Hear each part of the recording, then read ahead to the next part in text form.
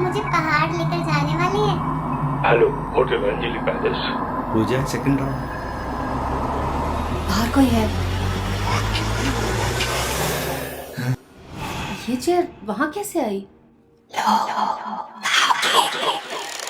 अरे आपको डॉक्टर की नहीं बल्कि कच्चा बाबा की जरूरत है।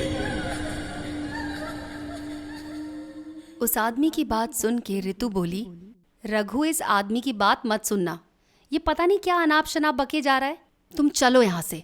रघु गाड़ी स्टार्ट करता है और जाने लगता है कि तभी वो आदमी पलटता है और बोलता है, डॉक्टर का क्लिनिक यहाँ से 2 किलोमीटर दूर है, दाएं हाथ पर, लेकिन वो कुछ कर नहीं पाएंगे। रघु तेजी से गाड़ी दौड़ाता हुआ डॉक्टर के घर पहुंच गया। वहां एक छोटा सा बोर्ड लगा था, डॉक्टर चक्रवर्ती, MBBS MD, मुंबई यूनिवर्सिटी। बाहर से घर की हालत देख के ऐसा लग रहा था कि मानो वहां कोई नहीं रहता होगा। रघु ने दरवाजे पर लगी सांकल बजाई। डॉक्टर साहब, दरवाजा खोलिए, it's a medical emergency, please दरवाजा खोलिए, कोई है? डॉक्टर साहब खोलिए। दरवाजा खोलते ही रघु और रितु को अपनी आंखों पर विश्वास नहीं हुआ। वो एक टक उस बूढ़े आदमी को देखते रहे। असल में ये वही आदमी था जो करीब आधा घंटा पहले सड़क पर मिला था और उसने ही यहाँ का पता बताया था। ये क्या बेहुदा मजाक है? डॉक्टर साहब कहाँ हैं?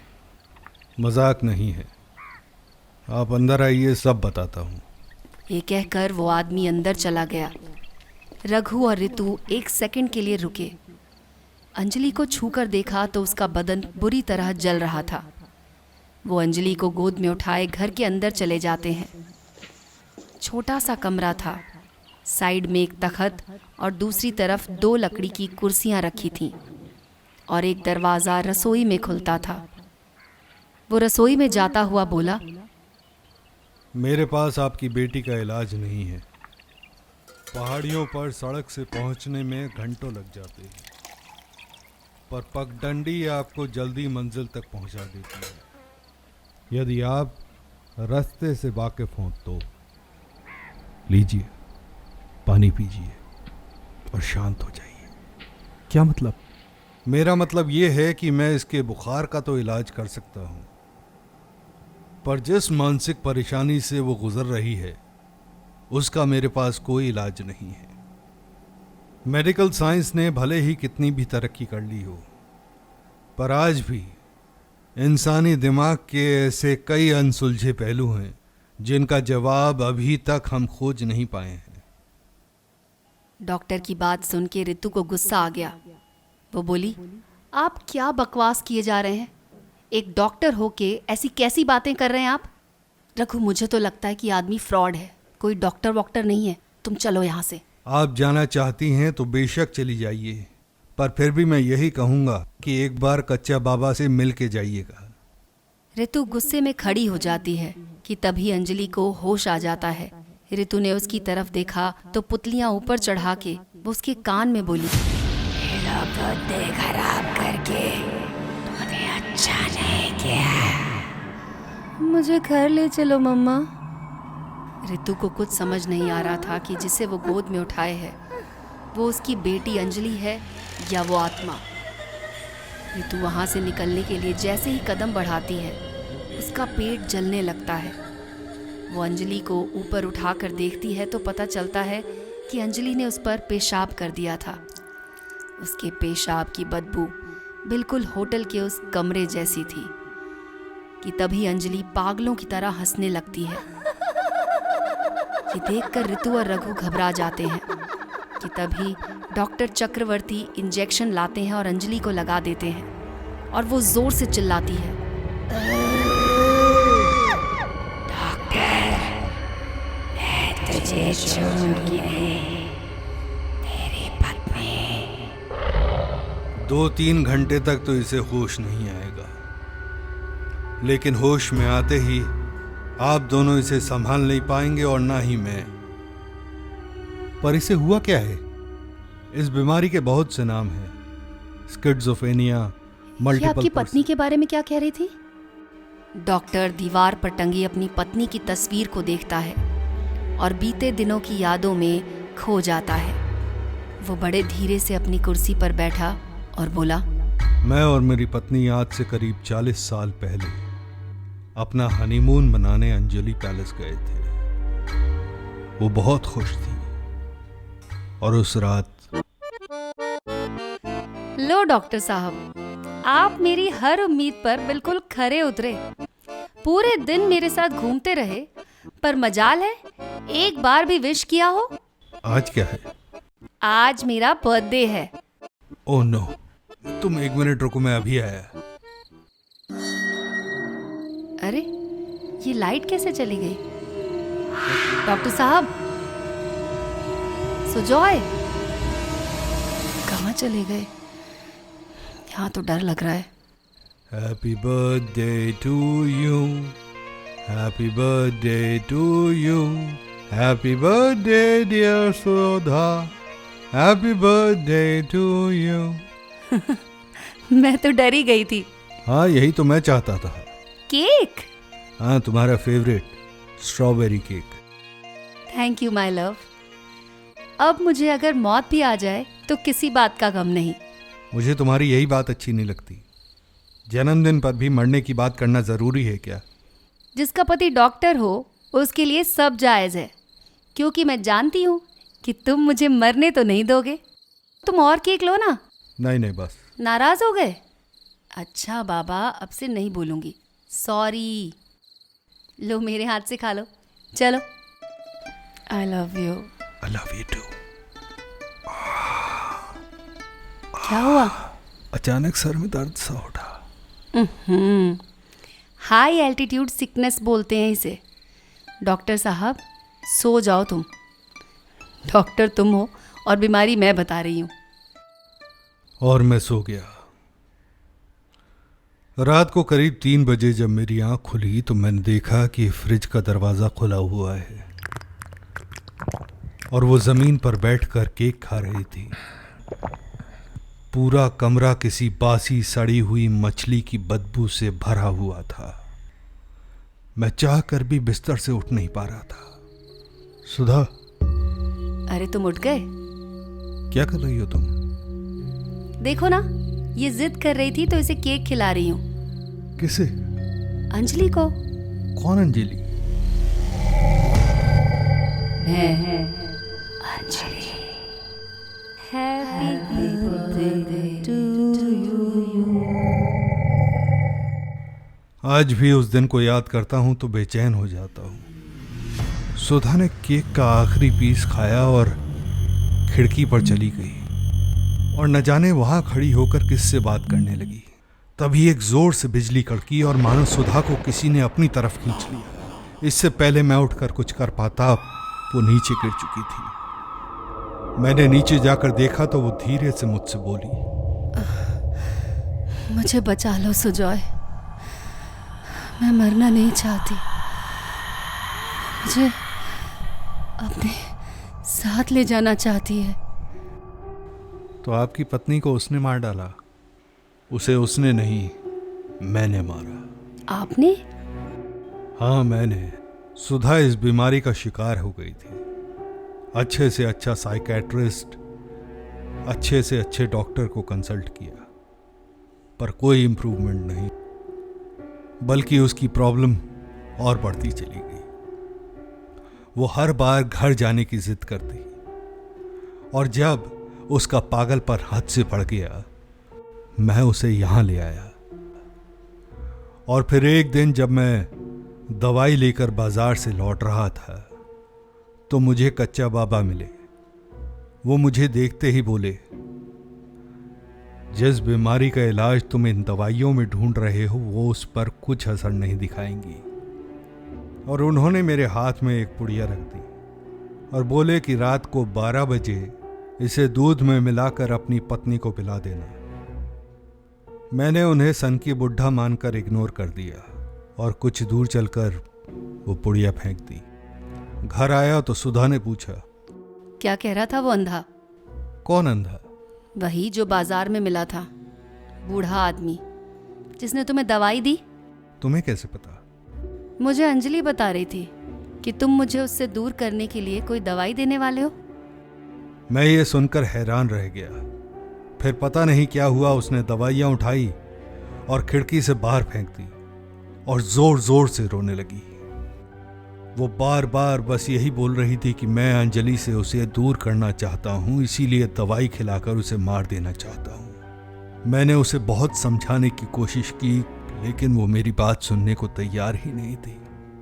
और फिर एक रात उसने खिड़की से कूदकर अपनी जान दे दी। ओह सॉरी, पर आप तो कह रहे थे कि आपने अपनी पत्नी को मार डाला। हाँ, क्योंकि अगर उस दिन मैं कच्चा बाबा की बात मानकर सुधा को वो पुड़िया पिला देता तो शायद सुधा आज मेरे साथ होती। पर आपको कैसे पता कि मेरी बेटी को भी वही बीमारी है? आप जहां से आ रहे हैं ना, वहां से कोई वापस नहीं आता, और अगर आ भी गया तो सही सलामत नहीं लौटा। क्या मतलब? मतलब ये कि आपके पास समय बहुत कम है, और मेरे या किसी के पास भी आपकी बेटी का 100% इलाज नहीं है। पर इसका कोई इलाज तो होगा। बार बार वही सवाल पूछने से मेरा जवाब बदल तो नहीं जाएगा। फिर क्या करें? देखिए, आपके पास 2 रास्ते हैं। या तो कच्चा बाबा से मिल लीजिए, या फिर मैं कुछ दवाइयाँ लिख देता हूँ, दे दीजिएगा। पर यह बात तय है कि इनसे कुछ होने वाला नहीं है। कई बार जहाँ दवाइयाँ काम नहीं करती, दुआ काम कर जाती है। आप इतने यकीन से कैसे कह सकते हैं कि बाबा हमारी बेटी को ठीक कर देंगे? गारंटी तो किसी चीज़ की नहीं है, पर एक होप है। मैंने गलती की थी विश्वास न करके। उसका अंजाम ये हुआ कि मेरी पत्नी मुझे छोड़कर चली गई। Raghu, I think this man has lost his senses. No ma'am, I have not. I know what I am talking about. If you really don't want to believe me तो बेशक अपनी बेटी को लेकर यहाँ से जा सकती हैं।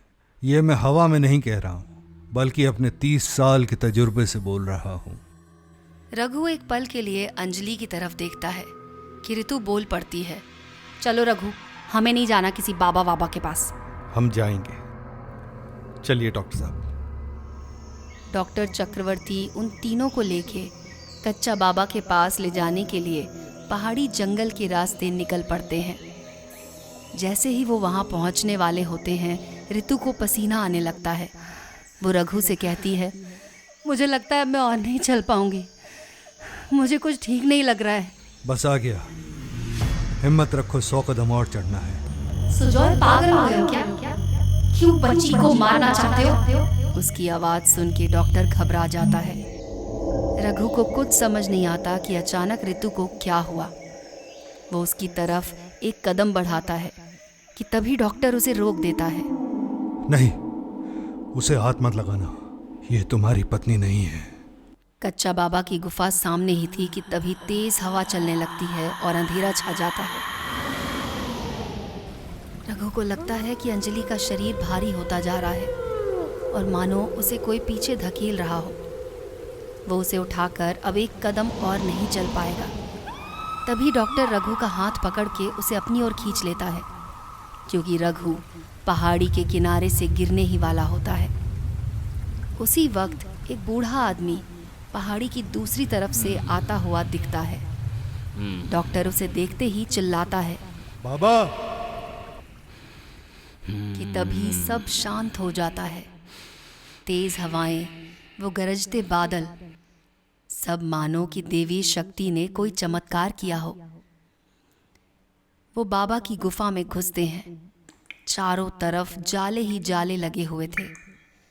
बस एक दिया कोने में जल रहा था और पहाड़ से पानी लगातार बूंद बूंद करके नीचे रखे घड़े में भर रहा था। ऋतु अभी भी करीब 100 मीटर दूर थी। तभी बाबा बोले, वो तुम्हारे साथ आई है। आज से करीब 50 साल पहले की बात है। उसका परिवार इस गांव का सबसे समृद्ध परिवार हुआ करता था। रघु को उनकी बात समझ नहीं आई। वो बोला, बाबा, आप बस मुझे इतना बताइए कि मेरी बेटी ठीक कैसे होगी? तुम्हारी पत्नी कहाँ है? वो बाहर है, आ रही है। तुम्हारी पत्नी ही तुम्हारी बेटी की मदद कर सकती है। पर वो ऐसा करने नहीं देगी, नहीं करने देगी। कौन नहीं करने देगी? वही जो तुम्हारे साथ आई है। रघु को लगा बाबा ढोंगी हैं और कुछ भी बातें बना रहे हैं। वो डॉक्टर से कहता है, थैंक्स डॉक्टर साहब, मुझे नहीं पता था कि मैं आपकी बात पर विश्वास करके बहुत बड़ी बेवकूफ़ी कर रहा हूँ। बाबा उसकी ये बात सुन के जोर से हंसते हैं और कहते हैं, बता बता मैं पागल हूँ?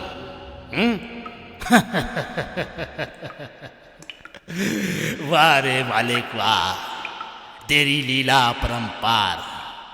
भला हुआ तूने मुझे आंखें नहीं दी, वरना दुनिया का असली रंग नहीं देख पाता मैं।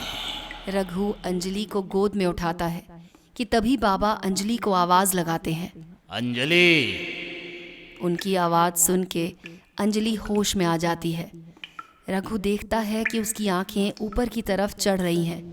वो एक गहरी सांस लेती है और बोलती है,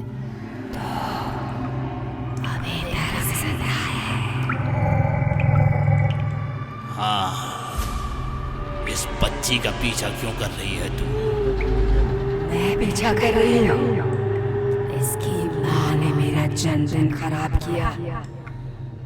अब मैं इसकी जिंदगी खराब करके इसकी माँ से बदला लूंगी। माँ की गलती का बदला बेटी से?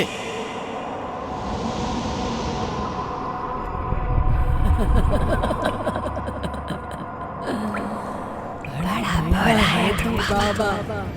इसकी माँ खुद प्रायश्चित करेगी अपने गलती का। इसे मेरे लिए मार कर।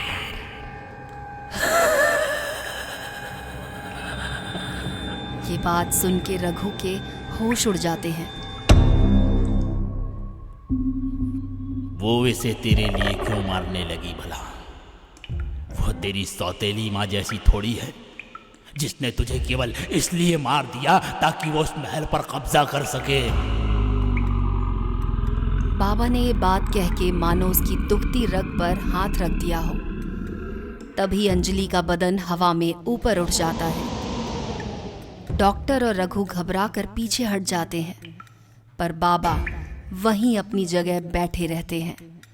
पूरी हवा में एक दुर्गंध सी फैल जाती है। अंजलि के हाथ पांव उल्टे होने लगते हैं कि तभी कोने में रखा हुआ दिया बुझ जाता है। तू चाहे जो कर ले, पर मैं तुझे इसका बाल भी माका नहीं करने दूंगा।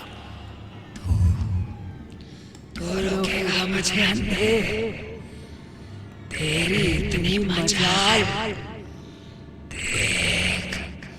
अब मैं तेरा क्या हाल करती हूँ।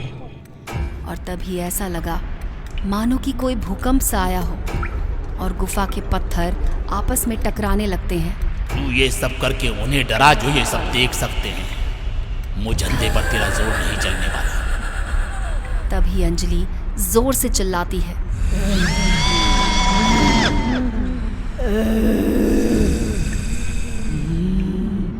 मैंने तुझसे कहा ना, इसे हाथ भी मत लगाना। रुक रुक, तू ऐसे नहीं मानेगी। रुक। और बाबा ने अपने सामने रखे अग्नि कुंड में हाथ डाला और उसकी राख हवा में बिखेर दी। और फिर जो हुआ उसने डॉक्टर और रघु दोनों के होश उड़ा दिए।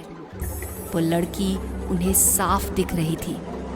उसके बाल बिखरे हुए थे और उसने एक खूबसूरत सा फ्रॉक पहना हुआ था और अंजलि को उसने अपनी गोद में उठा रखा था।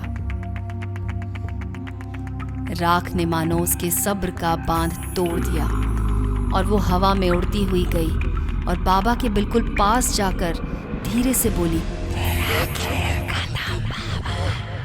और ये बोलते ही उसने बाबा का गला मानो कस के पकड़ लिया। बाबा की गले की नसें फूल गई थी कि तभी बाबा ने पास रखा चिमटा जोर से जमीन पर मारा और उससे एक जोर की चिंगारी निकली और वो आकृति हवा में गायब हो गई। कि तभी रघु और डॉक्टर को ऐसा लगा किसी ने गहरी सांस ली हो। उन दोनों ने पीछे मुड़ के देखा तो रितु वहाँ खड़ी थी। उसका चेहरा लाल था, पूरे चेहरे पर मानो नसों का एक जाल बिछा हो। उसकी आंखों की पुतलियां सफ़ेद पड़ गई थीं। वो घुर्राती हुई आवाज में बोली, इसका खून मैं पीऊंगी और जब मेरी प्यास बुझ जाएगी तब तेरा खेल खत्म करूंगी बुड्ढे। उसका इतना कहना था कि बाबा अपनी जगह से उठे। उनके उठते ही एक जोर से बिजली कड़की और पानी की धार का एक फव्वारा सा फूट गया। उन्होंने अपनी अंजलि में पानी भरा और किसी मंत्र का उच्चारण किया और पानी को हवा में उछाल दिया। पानी की बूंदें जैसे ही रितु के बदन पर पड़ी, उसका शरीर जलने लगा, मानो किसी ने तेजाब उस पर डाल दिया हो। बाबा ने एक झटके से अपना चिमटा उठाया और अग्निकुंड में जोर से मारा। अग्निकुंड चिमटा लगते ही दहक उठा और देखते ही देखते रितु के अंदर से एक काली परछाई निकली और अंजलि के पास जाकर खड़ी हो गई। जा, अपनी बेटी के साथ जा और मुक्त हो जा। अरे इस तरह कब तक मोह माया में पड़कर लोगों का जीवन बर्बाद करती रहेगी? तभी अंजलि के अंदर से भी एक धुआं निकलता है और उस काले साए के बराबर में आकर रुक जाता है। आज तू भी अपनी माँ का साथ छोड़ दे और निकल जाए इस माया के जाल से। बाबा का इतना कहना था कि वो दोनों आकृतियों ने मानो बाबा को कस के जकड़ा। बाबा का चेहरा काला पड़ने लगा और माथे की नसें बाहर निकलने लगी। अग्निकुंड की आग इतनी तेज थी कि उसकी लपटें गुफा से बाहर निकल रही थी। वो काला साया अंजलि की तरफ बढ़ा कि तभी बाबा ने उस अग्निकुंड में छलांग लगा दी। गुफा से ऐसी भयानक और दर्दनाक आवाज़ें आ रही थीं कि उनको सुन के किसी का भी दिल दहल जाएगा। अग्नि थोड़ी शांत हुई तो रघु भागता हुआ अंदर गया। वहाँ अंजलि शांति से सो रही थी। उसने उसे गोद में उठाया और गुफा के बाहर आ गया। रितु का पूरा बदन पीला पड़ चुका था। अंजलि को डॉक्टर की गोद में दे के जैसे ही वो रितु की तरफ बढ़ा, अंजलि अपनी भोली सी आवाज़ में बोली, मुझे घर ले चलो मम्मा। बेटी की आवाज़ सुन के रितु के बदन में जैसे जान आ गई और वो बोली, कैसी है मेरी गुड़िया, तू ठीक तो है ना मम्मा? रितु और अंजलि को उन दिनों की कोई घटना याद नहीं है। वो आज भी हर साल कच्चा बाबा के दर्शन करने जाते हैं। लोग बताते हैं कि आज भी उस गुफा से रात को रोने की आवाज़ें आती हैं। उस गुफा के पत्थर काले पड़ चुके हैं और उन काले पत्थरों के बीच में एक चमकती हुई आकृति है जो आँखों के समान लगती है। लोगों का मानना है कि वो कच्चा बाबा की आँखें हैं जो चेहरा नहीं, लोगों के मन के अंदर छुपी भावना पढ़ लेती हैं। अंजलि पैलेस हमेशा के लिए बंद हो गया है क्योंकि उस परिवार का अब कोई भी सदस्य जिंदा नहीं है। डॉक्टर चक्रवर्ती आज भी भोले भाले गांव वालों का इलाज मुफ्त करते हैं और एक NGO चलाते हैं। दोस्तों, अगर आपको ऐसे होटल में रहने को कहा जाए तो क्या आप वहां जाना पसंद करेंगे? अपनी राय हमें कमेंट बॉक्स में लिख के ज़रूर बताइएगा। और हाँ, हमारे चैनल को सब्सक्राइब और बेल आइकन को दबाना मत भूलिएगा। फिर मिलते हैं एक और डरावनी कहानी के साथ।